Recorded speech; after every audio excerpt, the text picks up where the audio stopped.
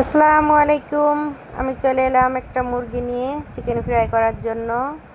এটাকে কেটে রেখেছি, এখন গুঁড়া মশলা দিয়ে দিব। তারপরে দিয়ে দিব বাটা মশলা দেওয়ার পরে একটু গরম মশলা দিব। তারপরে দিব টেস্টি সল্ট। এর আগে আমি লবণ দিয়ে, লেবুর রস দিয়ে, সয়া সস দিয়ে রেখেছিলাম।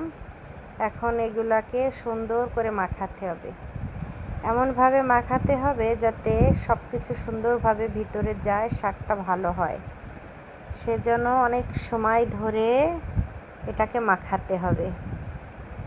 মাখাতে যখন মাখানো হয়ে যাবে, তারপরে এটাকে একটা প্লেট দিয়ে ঢাকা দিয়ে ফ্রিজে রাখতে হবে। ফ্রিজে রাখার পরে বিকালে এটাকে ভাজা হবে। সেটা দেখার জন্য সবাই চোখ রাখুন আমার পেজে।